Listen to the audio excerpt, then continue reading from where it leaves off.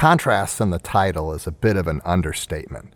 There are so many contrasts here, and contrasts in E minor by Francis Feast.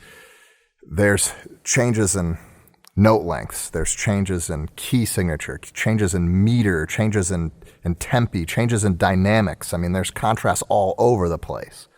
If we look down here at the fine print, contrast was written in the late 70s and published by Young World Publications, which I think is a division of RBC. I don't know, it's got RBC out of it. San Antonio, back when they were on their own. I really liked RBC. I think they're owned by J.W. Pepper now.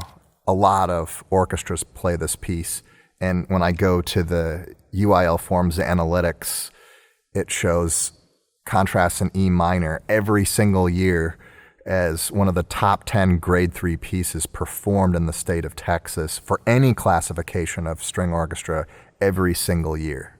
For a piece of music that's been around since the 70s to still be performed with the same sort of frequency, I think is a great accomplishment.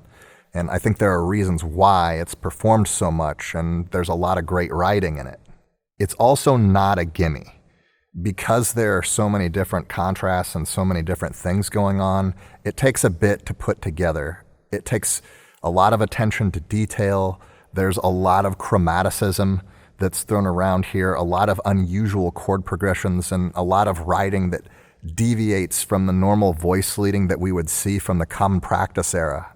If you just pick up the score and start flipping through the pages and you say, well, this piece isn't that bad. There's just a couple of spots where the violins need to shift, a couple spots where the cello's basses need to shift, goes up to an E in the basses. Well, that's fine. I've got a solid bass player that can handle that, and wow, this section looks pretty doable. But once you start digging into the piece, you'll discover that there are quite a few challenges, and especially this section that starts at rehearsal D, the Dolce section. It takes a bit to put together for that to really come together. There's a theme that goes mostly in the first and second movements of circle of fifths progressions. When we get these circle of fifths progressions, they're not always perfect fifths. They're diminished fifths, and they're not even written as diminished fifths most of the time. They're written as augmented fourths. So with the inversion, we kind of get the circle of fifths progression there. And because of these chromatic effects, you're really going to have to work on pitch. You're going to have to get your students to be able to hear these chords, to be able to play them in tune. Getting all the harmonies to line up is one challenge. There's also the challenge of putting in the detail that Feast writes in this piece. There's a lot of varying articulations. There's a lot of tempo changes.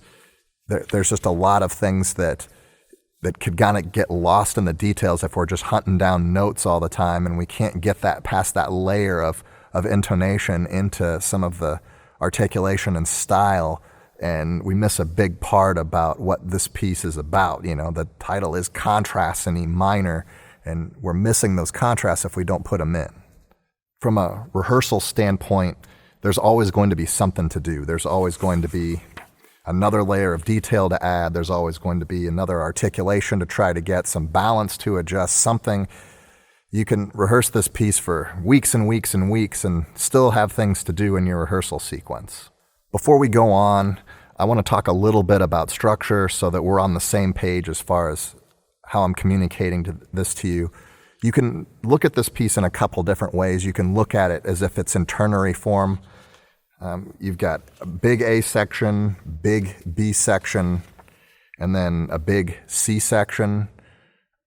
Now, we can all agree that there's three sections of the piece, but I see them as movements instead of different large-scale form sections. I see this as a three-movement piece where we have the beginning to rehearsal D as the first movement, and then the second movement begins at rehearsal D, and then the third movement begins at rehearsal G. Now, if you think of this in ternary form, I can see why you would think of it that way, because the rehearsal letters don't start from A again at the beginning of each section. So there's a clue there. At the end of this first section here, or first movement, it ends with a half cadence. We end with a B major chord here before going into D, and that's not very common. A lot of movements don't end with a half cadence. So that might be an argument against splitting this into different movements. But the second movement ends with some sort of a cadential figure here, going from C minor 7 to G. And then, of course, the third movement, ends with authentic cadence, perfect authentic cadence with B going into to E. I think from a structural point of view, it just makes more sense as a three movement work, because we have a first movement that's fast, that's in binary form. Then we have a slow second movement, and this appears to me to be through composed. You can correct me if I'm wrong, but I don't see any material that really comes back. Rehearsal F kind of resembles what's going on here a little bit with the rhythms. We might see a little bit of similarity here at 64 and with the rhythm here in the cello part, but that's kind of about it. There are patterns of eighth half note, eighth half note, eighth half note that kind of come back, but I mean it would be hard for me to be able to establish some kind of form here. The third movement, however, is back to rounded binary again, ABA, and it's fast. So three movement work, fast, slow, fast. The fast movements are in rounded binary. Now, the second movement is in three. It's not quite a minuet and trio. Maybe it's part of a minuet and we don't get the trio or any, so that may be the idea, just three really short movements and like a really short, 3.5 minute suite. That's what I'm going to go with anyway. And so just as we're moving forward, just be aware that I'm referring to each section as its own movement, and that'll help you figure out what I'm talking about.